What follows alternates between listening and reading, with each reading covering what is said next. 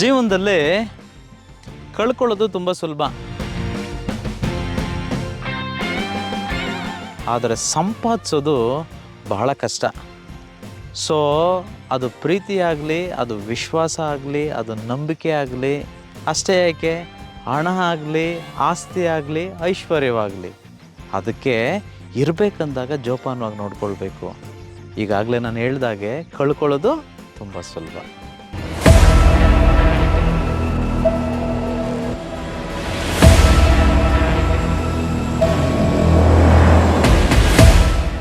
ಒಂದು ಸಲ 82 ವಯಸ್ಸಾದಂಥ ಒಂದು ಅಜ್ಜರು, ವಯಸ್ಸಾದ ತಾತ ಅವರು ಉಸಿರಾಟದ ತೊಂದರೆಯಿಂದ ಮನೆಯಲ್ಲಿ ಸಡನ್ನಾಗಿ ಬಿದ್ದುಬಿಡ್ತಾರೆ. ಆಗ ಮನೆಯವರು ಅವ್ರನ್ನ ಹಾಸ್ಪಿಟ್ಲಿಗೆ ಕರ್ಕೊಂಡೋಗಿ ಎಮರ್ಜೆನ್ಸಿಯಲ್ಲಿ ಅಡ್ಮಿಟ್ ಮಾಡ್ತಾರೆ.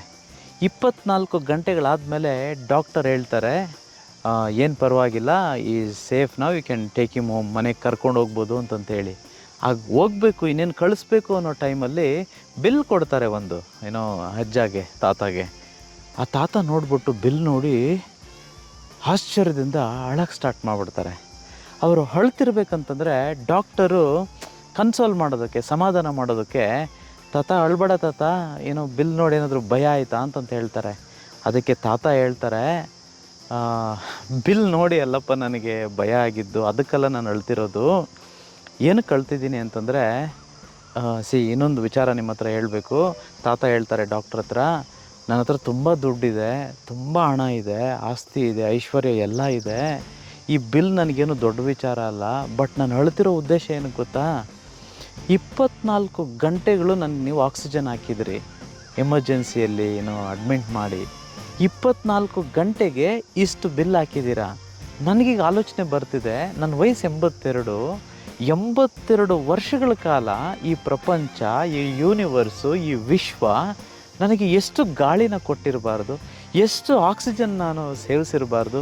ಹಾಗಾದರೆ 24 ಗಂಟೆಗೆ ಈ ಬೆಲೆ ಆದರೆ 82 ವರ್ಷಗಳ ಕಾಲ ನಾನು ಉಸಿರಾಟ ನಡೆಸಿದ್ದೀನಲ್ವ, ಅದಕ್ಕೆ ಎಷ್ಟು ಬೆಲೆ ನಾನು ಕೊಡಬೇಕಲ್ವ ಯೂನಿವರ್ಸ್ಗೆ, ವಿಶ್ವಕ್ಕೆ ಅನ್ನೋದು ಆಶ್ಚರ್ಯ ಆಗ್ತಿದೆಯಪ್ಪ ನನಗೆ.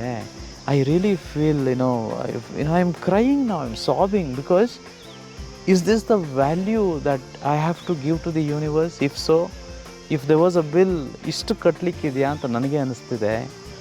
ಇಲ್ಲಿ ತನಕ ನನಗೆ ಗೊತ್ತಿದ್ದಿಲ್ಲ ಈ ಆಕ್ಸಿಜನ್ನ, ಈ ಗಾಳಿಯ ಅಥವಾ ಈ ಲೈಫ್ನ ವ್ಯಾಲ್ಯೂ ಏನು ಅನ್ನೋವಂಥದ್ದು ಅಂತ ತಾತ ಹೇಳಿದಾಗ ಹೇಳ್ತಿರ್ಬೇಕಂತಂದರೆ ಡಾಕ್ಟರ್ ಒಳಗೆ ಸ್ಟಾರ್ಟ್ ಮಾಡಿಬಿಡ್ತಾರೆ. ಅವ್ರಿಗೂ ಗೊತ್ತಾಗುತ್ತೆ value of life, value of air, oxygen, life ಎಲ್ಲವೂ ಗೊತ್ತಾಗುತ್ತೆ. ಪುಟ್ಟ ಕಥೆ ಆದರೂ ಇದರ ಸಾರಾಂಶ ದೊಡ್ಡದಿದೆ. ನಮಗೆ ಯೂನಿವರ್ಸು ಇಲ್ಲಿ ತನಕ ಎಲ್ಲವೂ ಅಬಂಡೆನ್ಸ್ ಆಗಿ ಕೊಟ್ಟಿರೋಂಥದ್ದು. ಯಾರಿಗೂ ನಮಗೆ ಅದನ್ನು ಐಡೆಂಟಿಫೈ ಮಾಡೋಕ್ಕೆ ಆಗ್ತಿಲ್ಲ, ನಮಗೆ ಥ್ಯಾಂಕ್ ಯು ಹೇಳೋಕ್ಕೆ ಗೊತ್ತಿಲ್ಲ. ಸೊ ಈ ಗಾಳಿ ಆಗಲಿ, ಈ ಆಕಾಶ ಆಗಲಿ, ಬೆಳಕಾಗಲಿ, ನೀರಾಗಲಿ, ಎಲ್ಲವೂ ಪಂಚವಿಭೂತಗಳು ಏನಿದೆಯೋ ಈ ಸೃಷ್ಟಿಯಲ್ಲಿ, ಯೂನಿವರ್ಸ್ ಎಲ್ಲ ಅಬಂಡೆಂಟಾಗೆ ಕೊಟ್ಟಿರೋದು. ಅಳತೆ ಮಾಡಿ ಗಾಳಿ ಕೊಟ್ಟಿಲ್ಲ, ಅಳತೆ ಮಾಡಿ ನೀರು ಕೊಟ್ಟಿಲ್ಲ, ಅಳತೆ ಮಾಡಿ ಯಾವುದೂ ಕೊಟ್ಟಿಲ್ಲ. ಸೊ ಹಾಗಾಗಿ ನಾವು ಫಸ್ಟ್ ಆಫ್ ಆಲ್ ನಮಗೆ ಇದು ವ್ಯಾಲ್ಯೂ ಗೊತ್ತಾಗಬೇಕು. ಆಗ for everything will be thanking. ಇವತ್ತು ವಿಶ್ವ ಪರಿಸರ ದಿನಾಚರಣೆ, ವಿಶ್ವ ಎನ್ವೈರ್ನ್ಮೆಂಟ್ ಡೇ ಅಲ್ವಾ. ಗಾಳಿ ಎಲ್ಲಿಂದ ನಾವು ಸೇವನೆ ಮಾಡ್ತಿದ್ದೀವಿ? ಎಲ್ಲಿಂದ ಈ ಆಕ್ಸಿಜನ್ ಬರ್ತಿದೆ? ಈ ಆಕ್ಸಿಜನ್ ನಮ್ಗೆ ಬರ್ತಿರ್ತಕ್ಕಂಥದ್ದು ಈ ಬ್ಯೂಟಿಫುಲ್ ಪ್ಲ್ಯಾಂಟ್ಸಿಂದ, ಈ ನೇಚರಿಂದ, ಈ ಎನ್ವೈರ್ನ್ಮೆಂಟಿಂದ. ನಾವೇನು ಮಾಡಿದ್ದೀವಿ ನೇಚರ್ಗೆ? ಇನ್ಫ್ಯಾಕ್ಟು ನಾವು ಹಾಳು ಮಾಡಿರೋದು ಹೆಚ್ಚು, ಅದನ್ನು ಸದ್ಬಳಕೆ ಮಾಡ್ಕೊಳ್ಳೋಕೆ ನಮ್ಗೆ ಗೊತ್ತಾಗಿಲ್ಲ. ನಮ್ಮ ಸಬ್ಜೆಕ್ಟಲ್ಲಿ, ಯೂನಿವರ್ಸ್ನ ಸಬ್ಜೆಕ್ಟಲ್ಲಿ, ವಿಶ್ವದ ನಿಯಮದ ಪ್ರಕಾರ ನಾವು ಈ ಗಿಡ ನೆಡೋದ್ರಿಂದ ನಾವೇನೋ ಯೂನಿವರ್ಸ್ಗೆ ಸಹಾಯ ಮಾಡೋದು ಅನ್ನೋದು ತಪ್ಪು. ಯೂನಿವರ್ಸ್ ನಾವು ಇಲ್ಲದೇ ಇದ್ದರೂ ಚೆನ್ನಾಗೇ ಇರುತ್ತೆ. ನಮ್ಮ ಕರ್ಮಗಳು ಕಳಿಬೇಕು, ನಮ್ಮಲ್ಲಿರುವ ಪಾಪಗಳು, ಮಾಡಿರೋ ತಪ್ಪುಗಳು ಪ್ರಾಯಶ್ಚಿತ್ತ ಆಗಬೇಕು ಅಂತಂದರೆ ಕೆಲವುದೆಲ್ಲ ಮಾಡಬೇಕು. ಮುಂಬರುವ ವರ್ಕ್ಶಾಪಲ್ಲಿ ನಾನು ಈ ಕರ್ಮ ಸಿದ್ಧಾಂತದ ಬಗ್ಗೆ ಒಂದು ಮಿನಿಮಮ್ 15 ನಿಮಿಷ ಹೇಳ್ಕೊಡ್ಬೇಕು, ತಿಳಿಸ್ಬೇಕು ಅಂತ ನಾನು ಪ್ಲ್ಯಾನ್ ಮಾಡಿದ್ದೇನೆ. ಒಂದು ಪರಿಹಾರ, ನಮ್ಮ ಕರ್ಮಗಳಿಗೆ ತುಂಬ ಪರಿಹಾರಗಳಿದೆ, ಅದರಲ್ಲಿ ಒಂದು ಪರಿಹಾರ ಏನಪ್ಪ ಅಂತಂದರೆ ಗಿಡ ನೆಡೋದು. ಅದು ಯಾವ ಗಿಡ ನೆಡಬೇಕು ಗೊತ್ತಾ?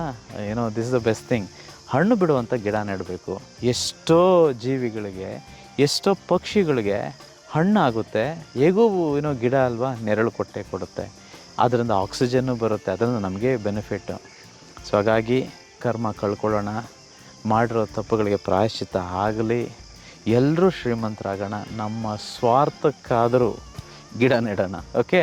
ಸೊ ಯಾರಾದರೂ ಗಿಡ ನೆಡೋರು ಅಂದ್ಕೊಬಿಟ್ಟಿರಪ್ಪ, ನಾನು ಸಹಾಯ ಮಾಡ್ತಿದ್ದೀನಿ, ಐ ಆಮ್ ನೇಚರ್ ಫ್ರೆಂಡ್ಲಿ ಅಂತಂತೆಲ್ಲ ಏನೋ ಅಂಥದ್ದೇನಿಲ್ಲ. ನಮ್ಮ ಕರ್ಮ ಕಳಿಯೋದಕ್ಕೆ ಗಿಡ ನೆಡಬೇಕು. ಎಲ್ಲರೂ ಗಿಡ ನೆಡಿ, ಕರ್ಮ ಕಳ್ಕೊಳ್ಳಿ, ಶ್ರೀಮಂತರಾಗಿ. ಓಕೆ.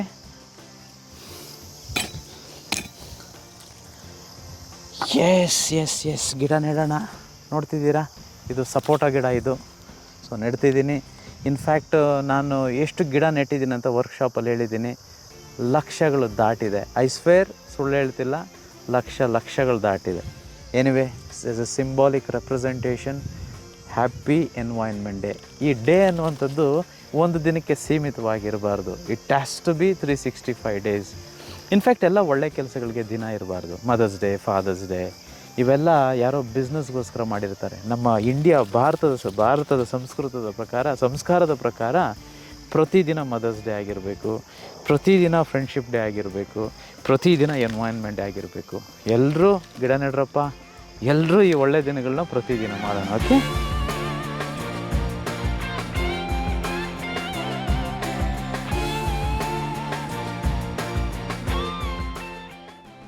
ನಾವು ಕಳೆದ ವರ್ಷಗಳಲ್ಲಿ ಗಿಡಗಳು ಎಷ್ಟು ನೆಟ್ಟಿದ್ದೀವಿ ಅಂತ ಒಂದು ವಿಡಿಯೋ ಮುಖಾಂತರ ಖಂಡಿತವಾಗಿ ತೋರಿಸ್ತೇವೆ.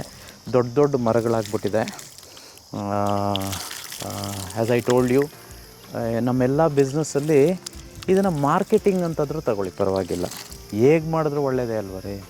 ಯೂನಿವರ್ಸ್ ಜೊತೆ ಕನೆಕ್ಟ್ ಆಗಬೇಕು ಅಂತಂದರೆ ಇದನ್ನು ಮುಕ್ತವಾಗಿ ನಾನು ನಮ್ಮ ವರ್ಕ್ಶಾಪಲ್ಲಿ ಎಲ್ಲವನ್ನೂ ಹೇಳಿದ್ದೇನೆ. ತುಂಬ ಜನಕ್ಕೆ ಕೊಟ್ಟಿದ್ದೇವೆ ಗಿಡಗಳು.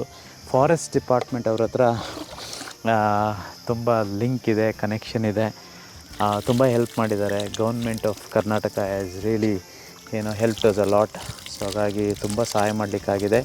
ನೀವು ನೆಡಿ, ನೆಟ್ಟು ಇದನ್ನು ಪೋಷಣೆ ಮಾಡ್ತಿದ್ದೀವಿ ಅಂತಂತಲ್ಲ, ನಿಮ್ಮನ್ನು ಪೋಷಣೆ ಮಾಡ್ಕೊಳ್ಳಿ, ಶ್ರೀಮಂತರಾಗಿ ಸಂತೋಷವಾಗಿರೋಣ. ಓಕೆ.